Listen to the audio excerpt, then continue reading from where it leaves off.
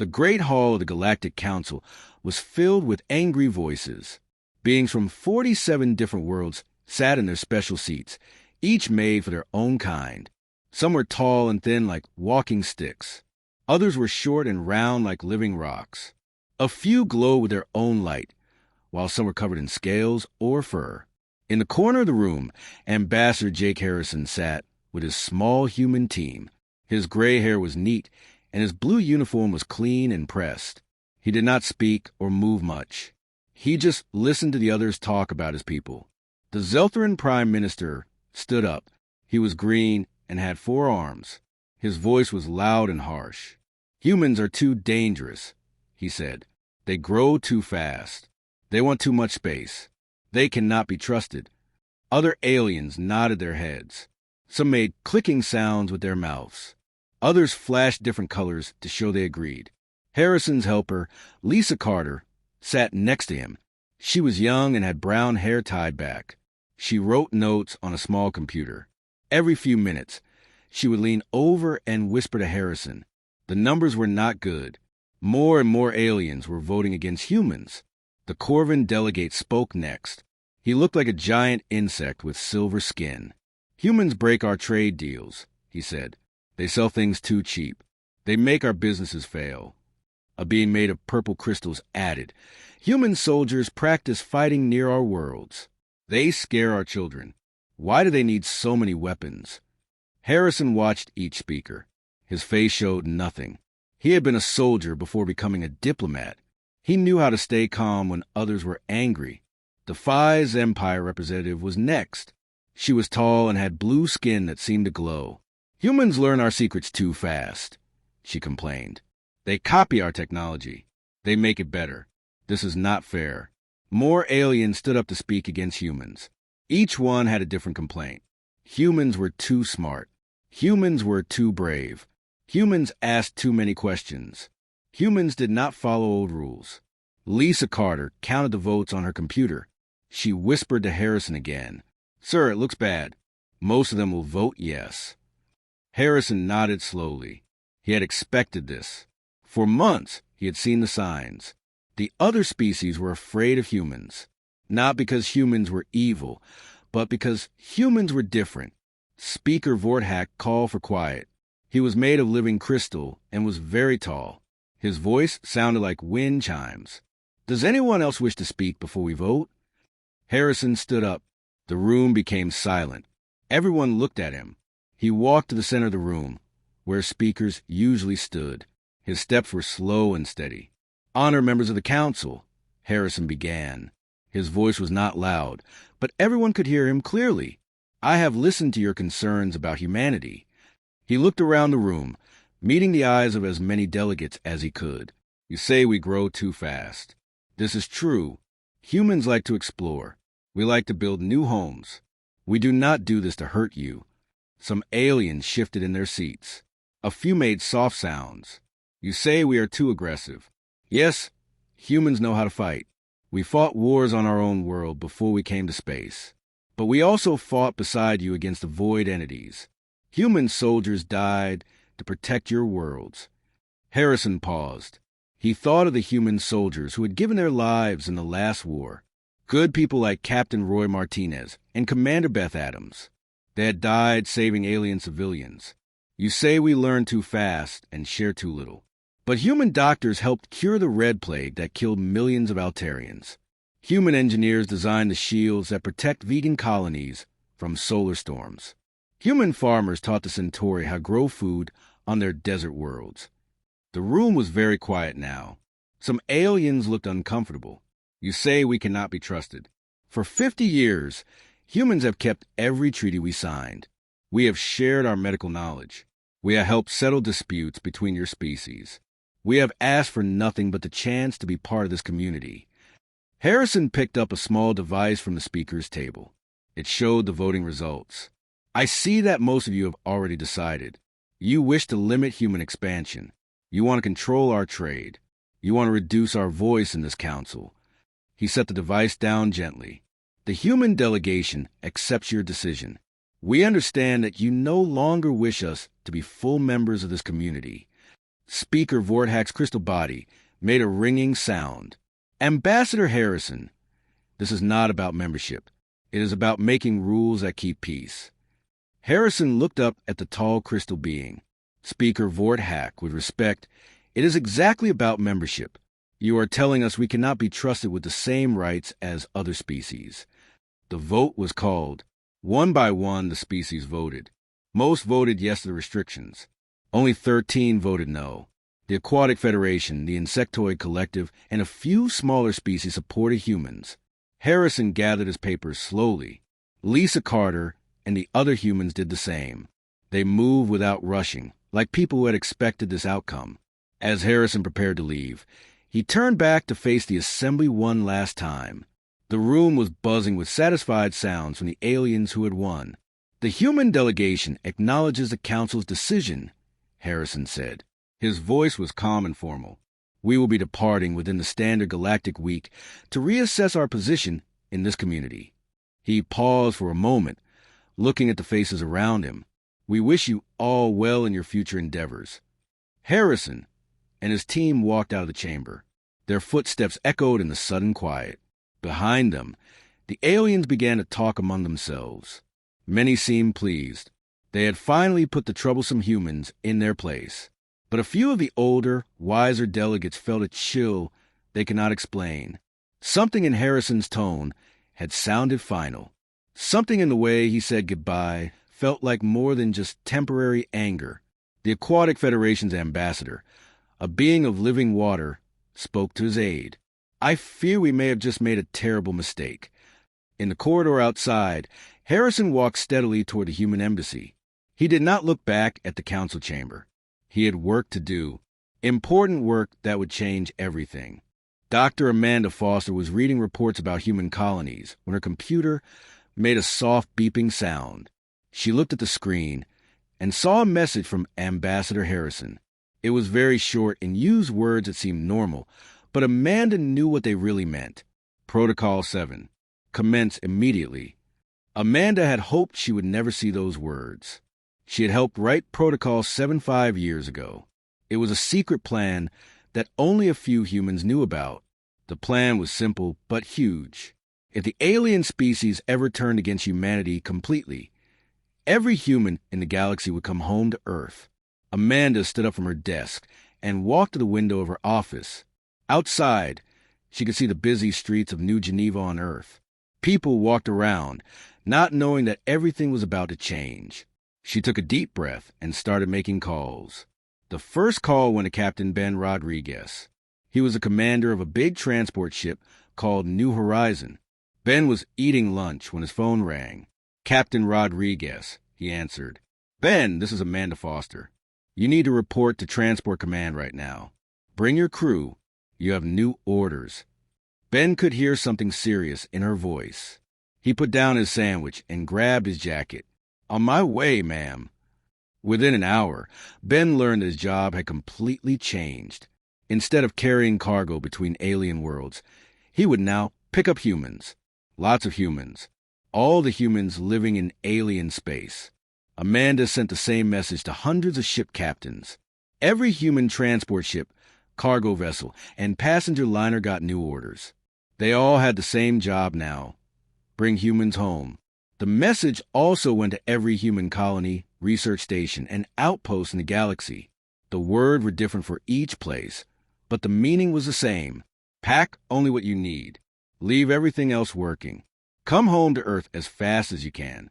On the farming world of New Terra, colony leader Paul Wright read the message 3 times. New Terra was home to 50,000 humans. They grew food that fed millions of aliens across the galaxy. Paul had lived on New Terra for 20 years. It was his home, but Paul had also helped write Protocol 7. He knew what would happen if they stayed. The aliens would make life harder and harder for humans. It was better to leave now while they still could. Paul called a meeting of all the colony leaders. He told them about the message. Some people were shocked. Others had been expecting it. They all knew what to do. We leave in 4 days, Paul announced. Take your family photos, your important papers, and 1 bag of clothes. Everything else stays here. The colonists worked fast. They packed their most important things. They set the farming machines to keep working by themselves. They made sure the alien workers who helped them knew how to take care of the crops. On the fourth day, transport ships landed in the fields around New Terra's main city. The humans climbed aboard with their small bags. Many were crying as they looked back at the homes they were leaving behind. Paul was the last human to leave New Terra. He stood in his empty house and looked around one more time. Then he locked the door and walked to the waiting ship. The same thing happened on hundreds of worlds. On the mining planet of Kepler, 442b, Supervisor Carl Murphy watched his workers pack up. The mining machines would keep digging by themselves. The alien companies would get their metals.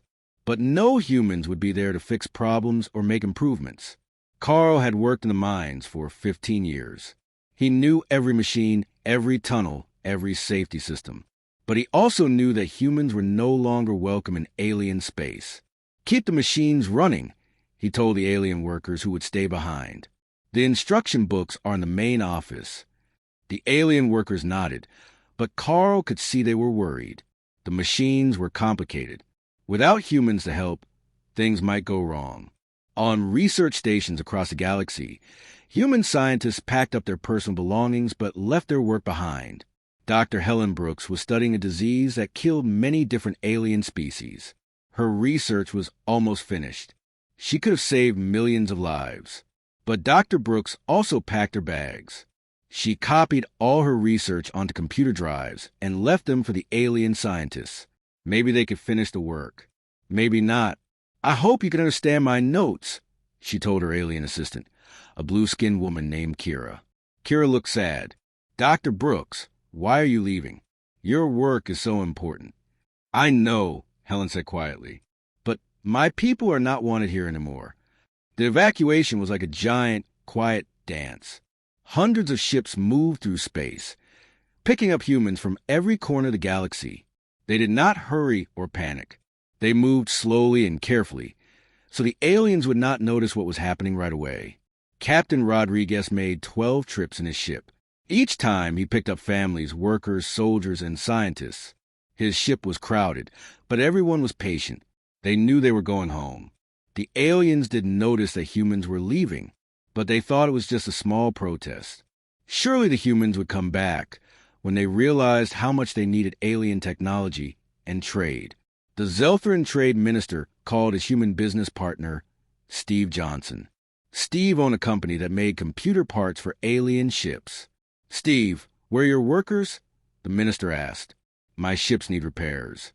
I am sorry, Steve said politely. My company is closing our operations in your space. The repair manuals are in your office. The minister was confused. But Steve, we have been partners for 10 years. You cannot just leave. I wish things were different, Steve replied. But they are not.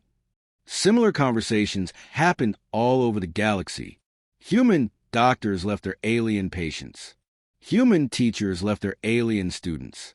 Human engineers left their alien projects. But they did not leave in anger or make threats. They left quietly, politely, and completely. Within 2 weeks, something strange happened. Alien worlds that had been full of human workers, scientists, and traders were suddenly empty of humans. The buildings were still there. The machines still worked. But the humans were gone. Some aliens were happy about this. They had wanted the humans to leave. Others began to feel worried. They had not realized how much work the humans had been doing. On Earth, the returning humans were welcomed with open arms. Temporary housing was built. Jobs were created. Earth's colonies in the Sol system expanded quickly to make room for everyone. Amanda Foster worked 20 hours a day organizing the return. She was tired but proud. Humanity had shown the galaxy that they could leave with dignity. They had not fought or argued. They had simply chosen to go home. But as she looked at the reports coming in from across the galaxy, Amanda began to wonder if the aliens understood what they had lost. The humans had not just been workers or traders. They had been the glue that held much of galactic civilization together. Soon, the aliens would learn this lesson, but by then it would be too late. Senator Krex of the Altarian Republic had not slept well in 3 weeks. His blue skin had turned pale, and his hands shook when he tried to drink his morning tea. The problem that kept him awake was simple but scary. The humans were really gone. Krex stood in front of the emergency meeting of the Galactic Council. The Great Hall looked different now. Many seats were empty because some species were too busy dealing with their own problems to come to meetings. The human factory complex on Proxima 7 has been silent for 18 days. Krex announced the room. His voice was shaky. We have contracts for computer parts that power our ships. The machines are still making the parts, but no human workers answer our calls. Krex had tried everything. He sent messages to the factory every day. He sent alien technicians to check on the machines. The factory was still working, but it was like a ghost town. All the humans had simply disappeared. Other delegates began to speak about similar problems. The Vegan Confederacy had lost their farming advisors. For 5 years, human experts had helped them grow better crops. Now their plants were getting sick, and they did not know how to fix them. Trade Minister Vex of the Centauri Union stood up next. He was a short, round alien with gray skin. Our medical supply contracts have been canceled, he said.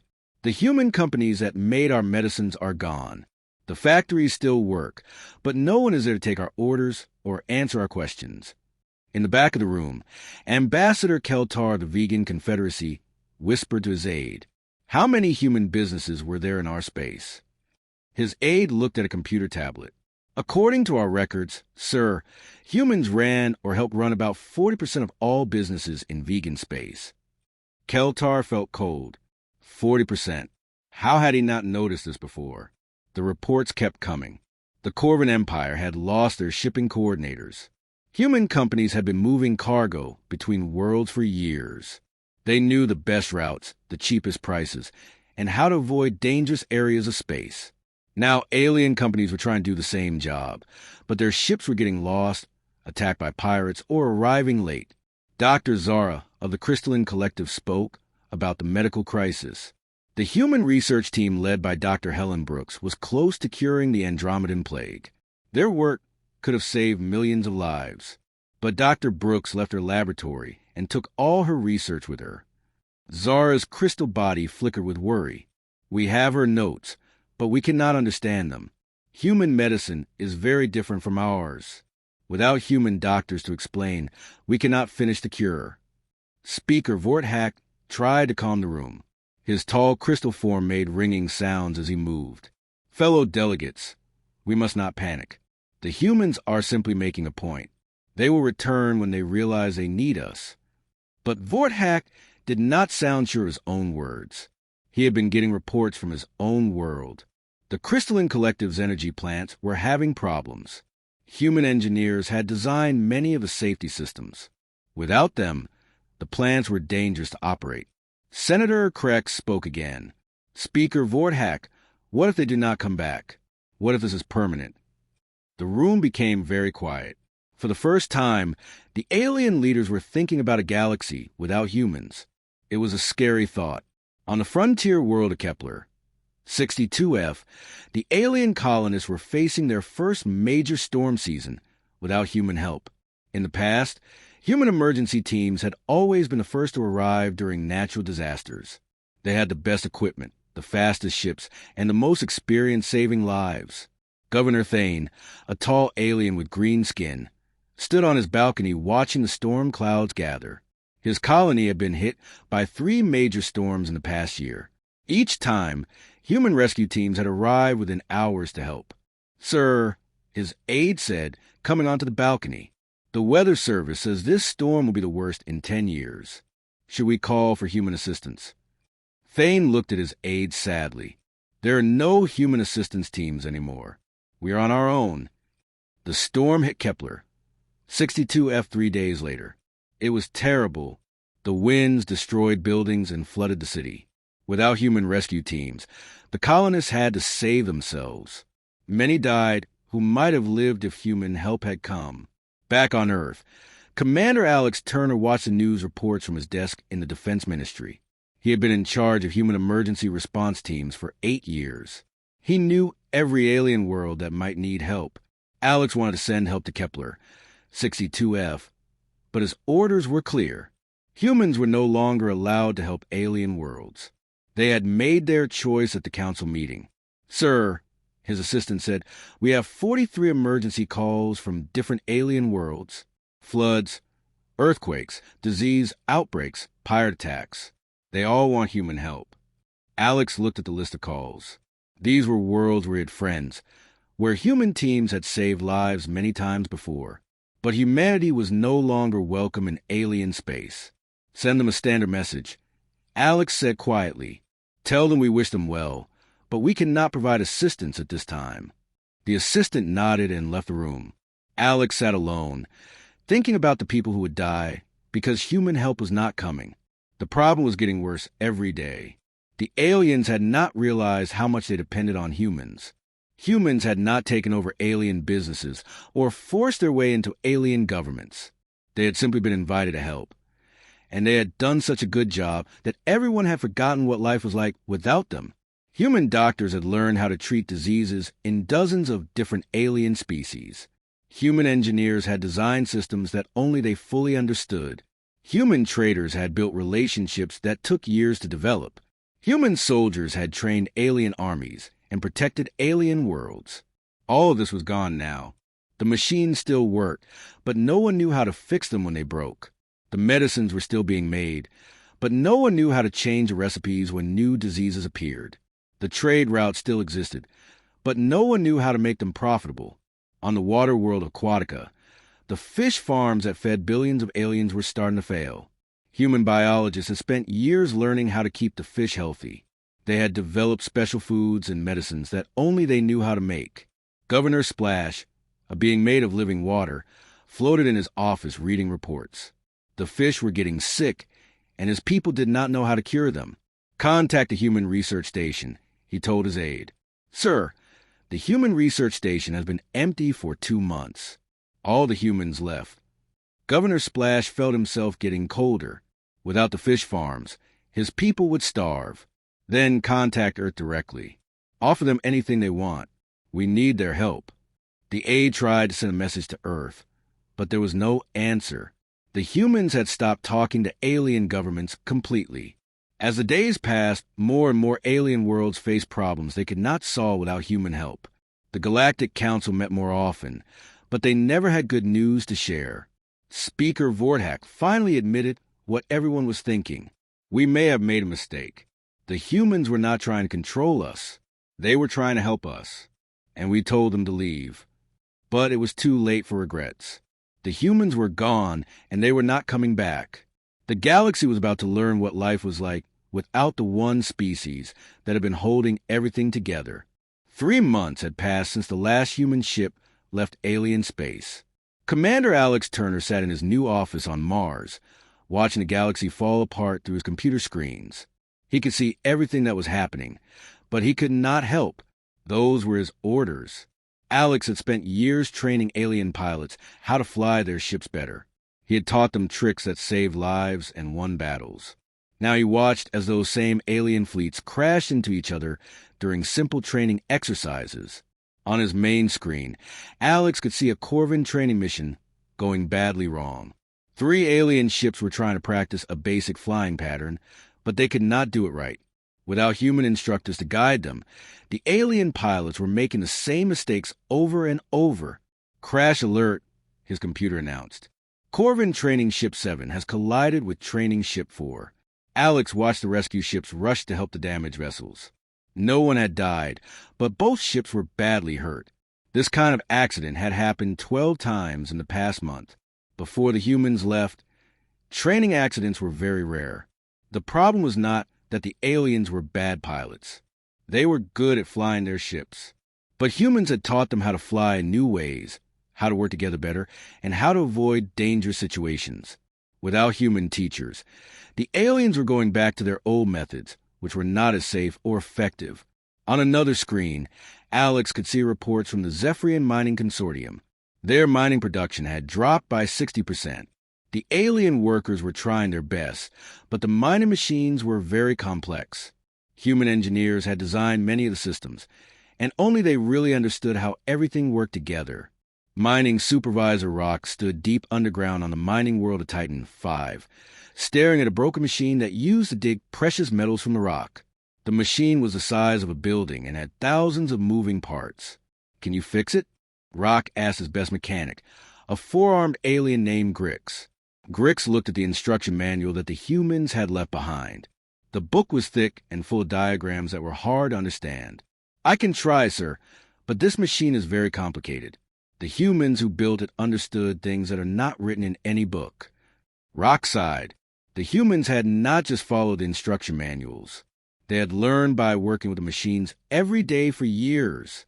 They could hear when something was wrong just by listening to the sounds the machine made. They could fix problems that were not in any book.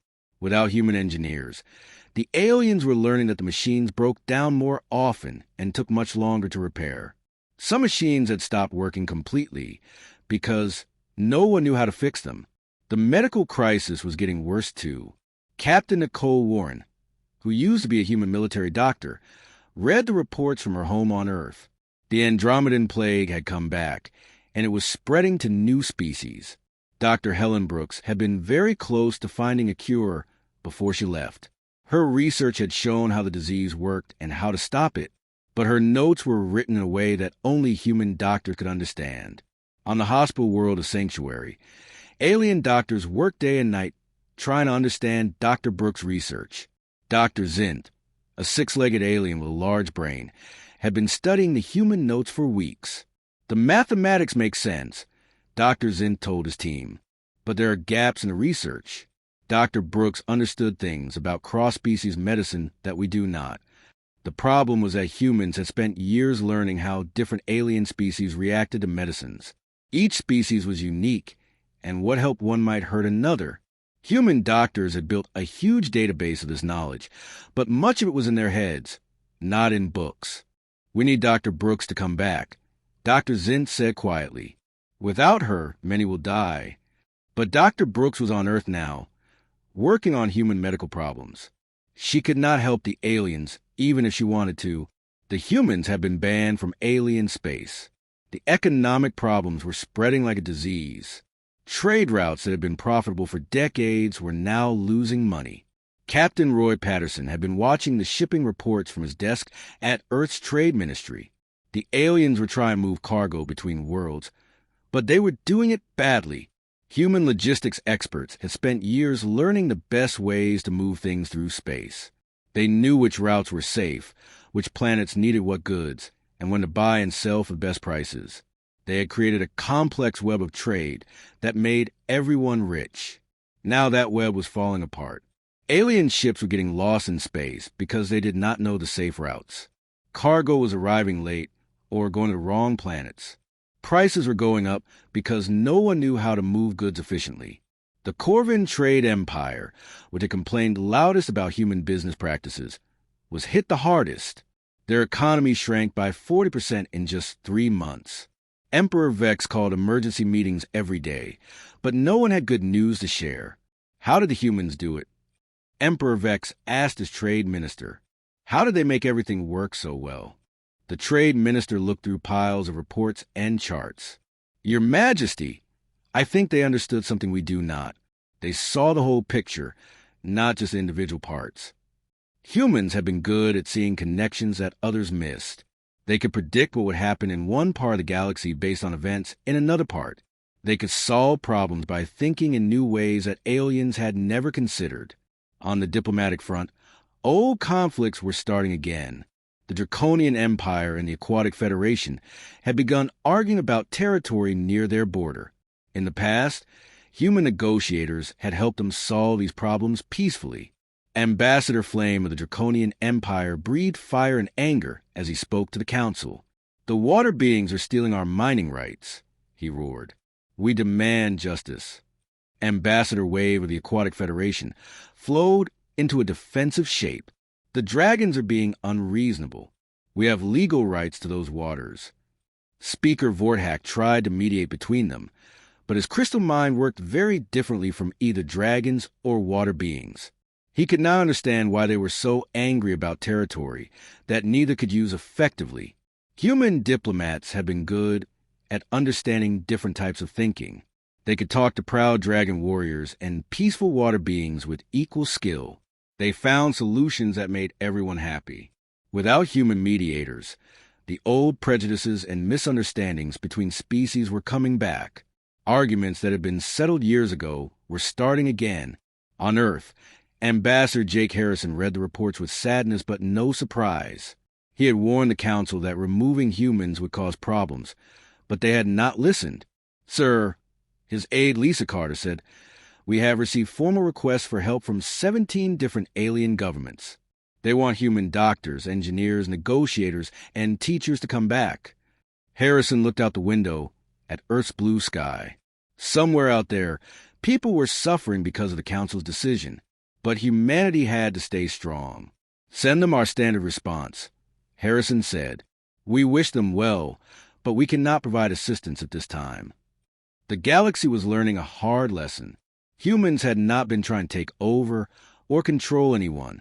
They had simply been very good at solving problems, building things, and helping others. Now that they were gone, the problems were piling up faster than anyone could handle. The worst part was that this was only the beginning. The real disasters were still to come.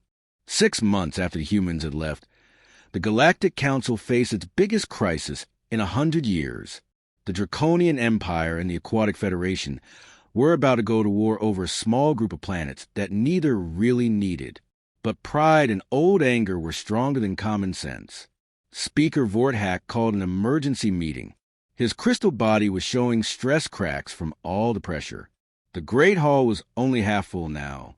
Many species were too busy dealing with their own problems to attend council meetings.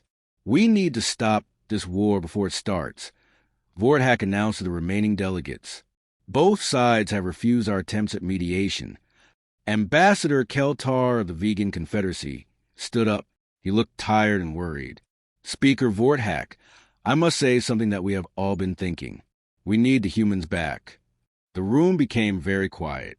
For months, everyone had been too proud to admit this truth. But now, with war approaching and their civilization falling apart, someone had finally said it out loud. Senator Krex nodded his blue head in agreement. The humans were always good at stopping wars before they started. They understood how to make both sides happy. Trade Minister Vex of the Centauri Union added, "My economy has collapsed without human help. Our people are suffering. I do not care about pride anymore. I care about survival." Speaker Vorthak made a decision that would change everything. "Very well. We will launch a search operation to find the humans and bring them back to the negotiating table." The search began immediately.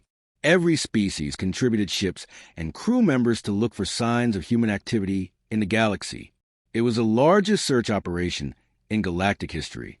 Captain Zek of the Corvin Navy commanded one of the search fleets.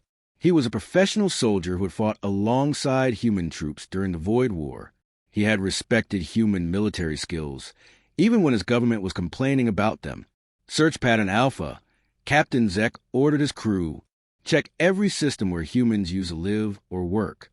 His ships flew to the former human colonies first. They found empty cities, but all the buildings and machines were still working. The automated systems had been running perfectly for months without any human supervision. On New Terra, the farming world, Zek walked through the empty streets of the main city. The houses were clean and in good repair. The farms outside the city were still producing food, harvested by alien workers using machines the humans had left behind. "It is like they just disappeared," Zek told his second-in-command. But they left everything working perfectly. The search teams found the same thing everywhere they looked. Human research stations, mining colonies, trading posts, and military bases were all empty, but operational. It was as if 50 million humans had simply vanished from the galaxy. Commander Sally Peterson watched the search operation from her hidden monitoring post in the asteroid belt around Earth. She had been in charge of human deep space surveys for 10 years. She knew exactly where the aliens were looking, and she knew they would never find what they were seeking. The aliens were searching in all the obvious places. They checked the systems where humans used to live, the trade routes they used to travel, and the space stations they used to operate. But they were looking for humans who wanted to be found. "Sir," Sally's assistant reported, Alien Search Fleet Delta 7 is approaching the Tau Ceti system. They will find the automated beacon we left there. Sally nodded. The humans had left beacons in many systems to make the aliens think they were close to finding something. But the beacons only contained pre-recorded messages that said nothing useful. The truth was much simpler than the aliens could imagine. Every human in the galaxy had gone home to the Sol system. Earth, Mars, the moon bases, the asteroid mining stations, all purely human territory. But the Sol system had become invisible to alien sensors. Dr. Gary Lewis, the former head of the Galactic Communication Network, had spent years preparing for this day. He had built a shield around the entire Sol system that blocked all outside signals. To alien scanners, the Sol system looked empty and dead. How long can we maintain the communication blackout? Gary asked his team on Earth. Indefinitely, sir, his chief engineer replied. The aliens are using the same communication technology we helped them build. We know all their frequencies and scanning methods. Any alien ship that tried to approach the Sol system simply lost contact with their home bases. Their instruments stopped working and their navigation systems failed. Most turned back in fear. The few that continued forward were gently but firmly escorted away by invisible human patrol ships. Back in alien space, the search operation was becoming desperate. Fleet after fleet returned with the same report. No humans found. Captain Zek reported to the Council after 3 months of searching. We have checked over 2,000 systems. We found evidence that humans lived and worked in many places, but no actual humans. It is as if they have left this part of the galaxy completely. The aliens began to consider possibilities that scared them. Had the humans found a new galaxy to live in? Had they developed technology that made them invisible? Had they gone to a part of space that aliens could not reach? Ambassador Keltar suggested the most frightening possibility of all. What if they have gone back to their home system? What if they have decided to cut off all contact with us? Several delegates laughed at this idea. Impossible, said Senator Krex. The Sol system is too small to hold 50 million humans. Besides, we have been monitoring that area. Our sensors show nothing unusual. But Commander Sally Peterson knew better. The Sol system was not too small. In the 6 months since the Exodus began, human engineering had worked miracles. New cities had been built on Mars.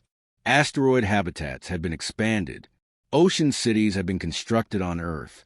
The Sol system now held more humans than it ever had before. The aliens sent their best spy ships toward the Sol system. But as soon as they got close, their communications stopped working.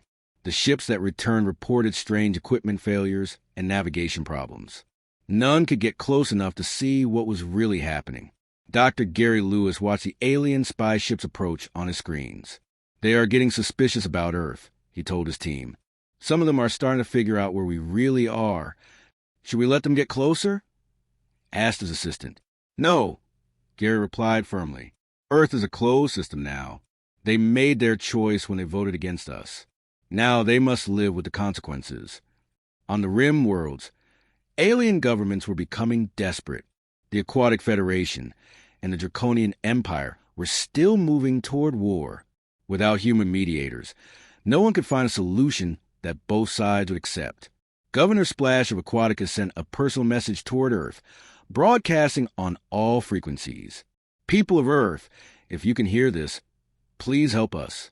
We were wrong to vote against you. We need your wisdom to prevent a war. The message reached Earth, but no answer came back. The humans were listening, but they were not responding. Ambassador Jake Harrison read Governor Splash's message in his office on Earth. He felt sad for the old friend who was asking for help. But humanity had learned a hard lesson about galactic politics. Sir, Aide Lisa Carter asked, should we respond to Governor Splash? He always supported human rights in the Council. Harrison looked out at Earth's blue sky. Lisa, we cannot save people who do not want to be saved. The galaxy chose to reject us. Now they must solve their own problems. The search operation continued for another month, but it was hopeless. The aliens were looking for humans who no longer existed in their part of the galaxy. Humanity had not hidden among the stars. They had simply gone home and closed the door behind them. Finally, Speaker Vorthak called off the search. The council had spent an enormous amount of money and time looking for humans who could not be found. The galaxy was no closer to solving its growing problems. The search has failed, Vorthak announced to the nearly empty council chamber. We must accept that the humans are gone and try to solve our problems without them. But deep down, everyone knew the truth. Without human help, their problems were too big to solve. The galaxy was heading toward disaster, and there was nothing they could do to stop it. 1 year after humanity had left alien space, the worst fears of the Galactic Council came true. Dark sensors across the galaxy began detecting something terrible. The void entities were coming back. Admiral Rex of the Galactic Defense Fleet stared at his command screen in horror.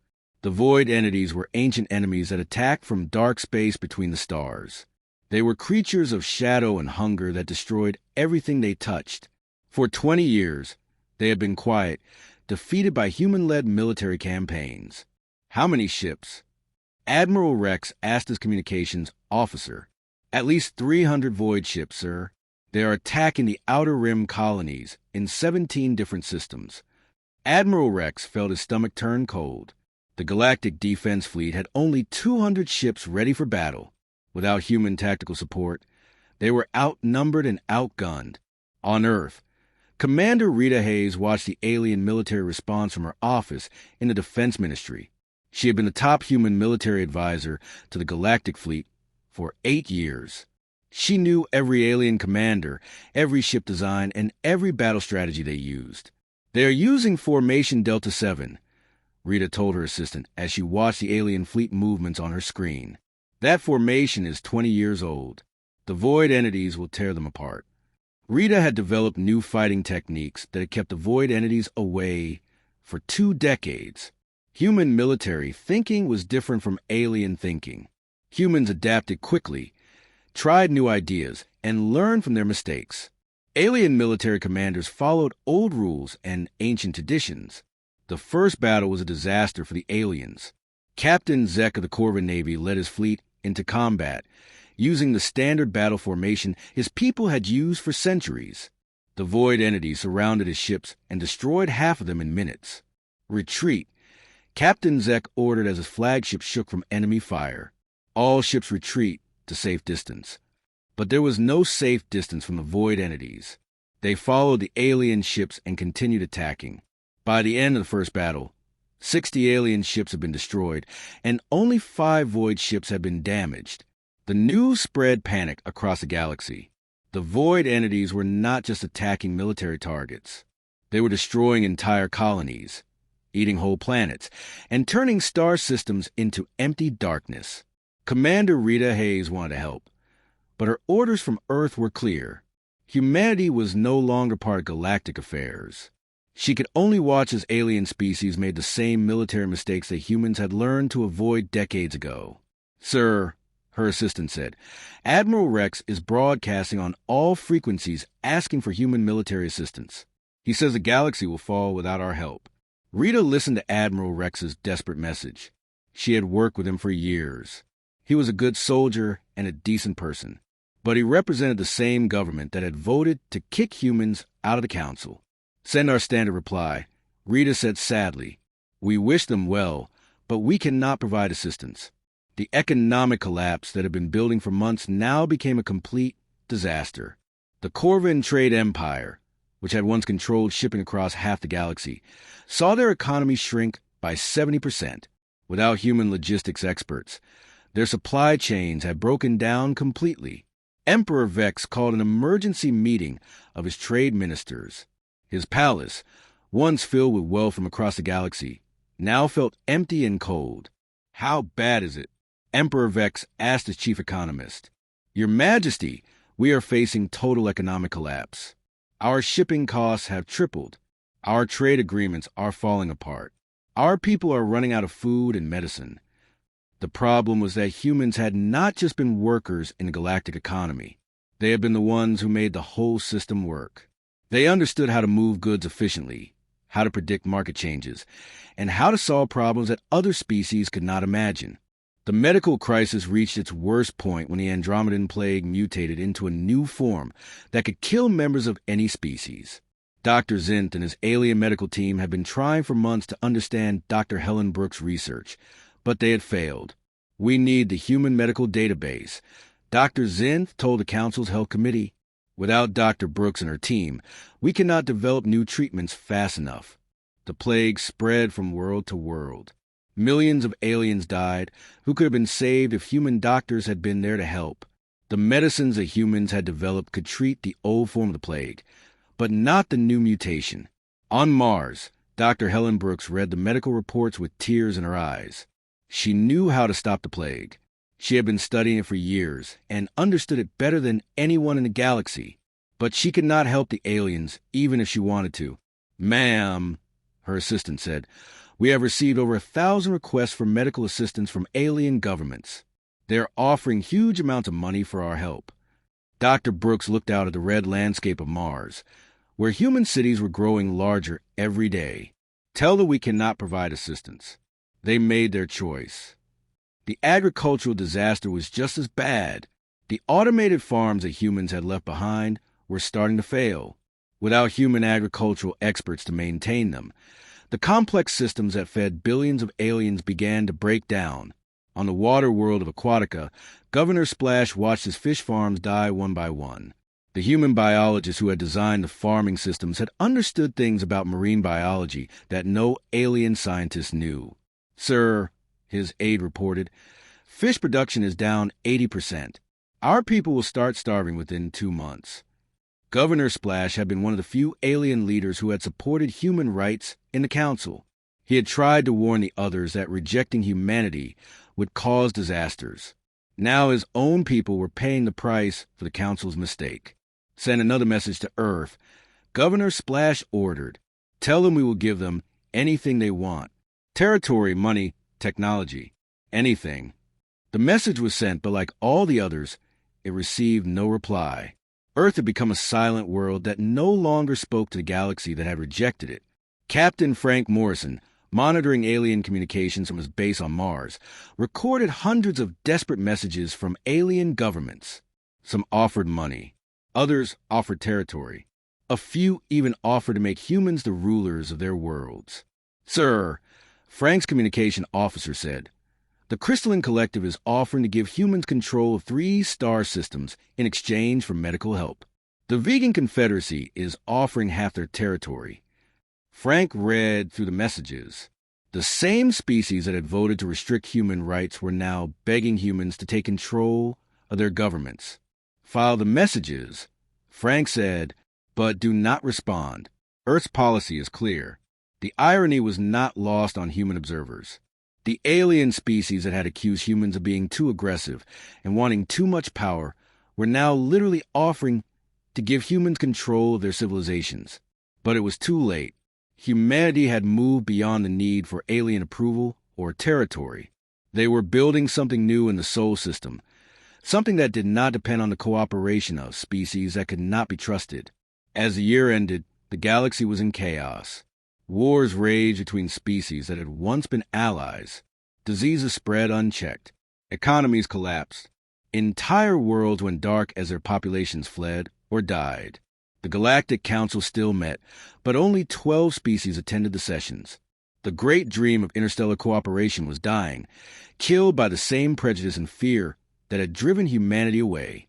In the halls of the Council building, which now felt vast and empty, Speaker Vorthak's crystal body showed deep cracks from stress.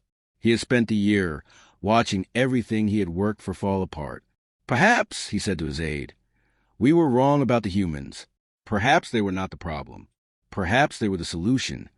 But even this admission came too late. The humans were gone, and they were not coming back. The galaxy would have to face its future without the one species that had been holding everything together. 2 years after the humans had left in silence, Speaker Vorthak stood alone in the great council chamber. The room that had once held representatives from 47 different species now echoed with emptiness. Only 23 species still came to the meetings, and many of those sent junior officials instead of their real leaders. Vorthak's crystal body was covered with stress cracks that ran from his head to his feet. The weight of watching galactic civilization collapse had taken its toll on the ancient being. He had served as speaker for over a century, but he had never seen anything like this.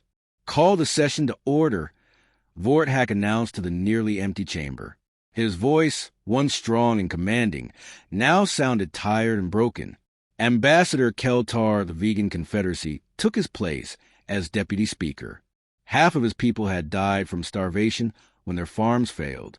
His own planet was now dependent on food aid from the few worlds that still had working agricultural systems.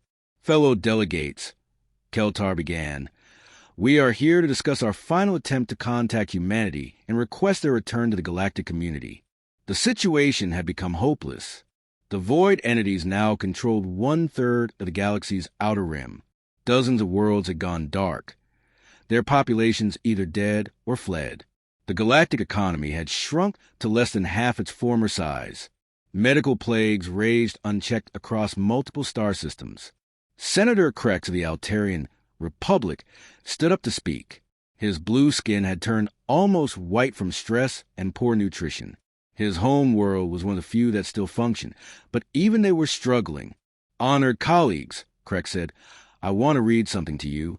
This is a list of every major crisis we have faced in the past 2 years, and how humans would have handled it." Krex pulled out a long document that his staff had prepared. The void entity invasion. Humans would have used flexible tactics and adapted quickly to enemy changes. The medical plagues. Human doctors understood cross-species medicine better than anyone. The economic collapse. Human trade experts knew how to make the system work efficiently. He paused and looked around the chamber. The agricultural failures. Human biologists designed most of our food production systems. The diplomatic breakdowns. Human negotiators could talk to any species and find solutions that made everyone happy. The list went on and on. Every problem the galaxy faced was something that humans had been especially good at solving. The aliens had not realized at the time, but humans had been the glue that held their civilization together. Trade Minister Vex of the Centauri Union spoke next. His once powerful trade empire was now reduced to a few struggling colonies. "I have a confession to make," he said quietly. 2 years ago, I voted to restrict human activities because I was jealous of their success. The chamber became very quiet. It was the first time any delegate had admitted the real reason for voting against humanity. "Human traders were making more money than my people," Vex continued. "Human companies were more efficient than ours. I thought that if we limited their activities, my people would have more opportunities. I was wrong. Without human expertise, there are no opportunities for anyone." Other delegates began to share similar confessions. The Corvin representative admitted that they had feared human military technology. The Crystalline Collective had worried that human science was advancing too quickly. The Draconian Empire had been angry that humans were better at diplomacy than they were. One by one, the truth came out. The aliens had not voted against humanity because humans were dangerous or aggressive. They had voted against them because humans were too successful, too innovative, too good at solving problems. "We were afraid of being left behind," Senator Krex said sadly. "So we decided to hold the humans back instead of learning from them. We thought we could take what they had built and run it ourselves." Speaker Vorthak finally called for the vote that everyone knew was coming. "I move that we formally apologize to humanity for our past actions and request their immediate return to the Galactic Council with full restoration of all rights and privileges." The vote was unanimous among the remaining delegates. Even the species that had been most hostile to humans now supported the motion. But the real shock came when they tried to send their message to Earth. They used the most powerful communication array in the galaxy, broadcasting on every frequency known to exist. The message carried the official seal of the Galactic Council and was signed by every remaining member species. The aliens waited for a response. Hours passed, then days. Finally, exactly 24 hours after they had sent their message, a reply came back. The response was broadcast on every communication frequency in the galaxy at the same time.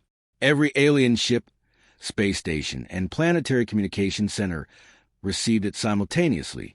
The voice was calm, professional, and unmistakably human. "This is Ambassador Jake Harrison, speaking for the government of Earth and all human colonies." The message began. "The human species acknowledges receipt of the Galactic Council's communication." In the council chamber, every delegate held their breath. "We have reviewed your request for renewed diplomatic relations and your acknowledgement of previous errors in judgment." Harrison continued. "We appreciate your honesty about the reasons for your past actions." Hope began to grow in the hearts of the alien listeners. "However," Harrison said, and that single word crushed their hopes, "humanity has moved beyond the need for galactic community membership. We have built a new civilization in our home system that does not require the approval or cooperation of other species." The alien delegates looked at each other in shock and growing despair. "We thank you for the lessons you taught us about the nature of interstellar politics," Harrison's voice continued. "You showed us that even allies can become enemies when fear and jealousy overcome wisdom. You taught us that depending on others for our survival is a dangerous mistake." Speaker Vorthak felt his crystal body crack further as he realized what was happening. "Therefore, we have chosen a different path," Harrison announced. "Earth and all human colonies are now a closed system. We wish you well in your future endeavors, but we will no longer participate in galactic affairs." The final words of the message sent a chill through every alien who heard them. "This will be our final communication on this matter. Any approach within 1 light year of the Sol system will be considered an act of hostility and will be dealt with accordingly." The transmission ended, leaving the galaxy in silence. In the council chamber, several delegates began to cry. Others sat in stunned silence. A few tried desperately to send follow-up messages to Earth, but no replies came back. Speaker Vorthak's voice was barely a whisper as he spoke to the empty chamber. "We have lost them forever. The humans are not coming back." Ambassador Keltar stood up slowly. "Then we must face the truth. We destroyed the galactic community with our own fear and prejudice. We cast out the one species that made it all possible." The Galactic Council continued to meet for a few more months, but it was meaningless now. The grand vision of interstellar cooperation was dead. The species that remained were too weak, too specialized, and too divided to face the challenges of a hostile universe alone. On Earth, Jake Harrison finished his final message to the galaxy and turned off the communication equipment. Through his office window, he could see the blue sky of Earth and the construction sites where new cities were rising. Humanity had learned the most important lesson of all. They did not need the approval of others to build a great civilization. They had been invited to join the galactic community, and they had contributed everything they could. When that community rejected them, they had simply gone home and built something better.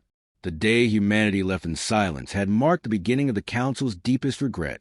But for humanity, it had marked the beginning of something new, something independent, and something that would endure long after the last Galactic Council session ended in failure.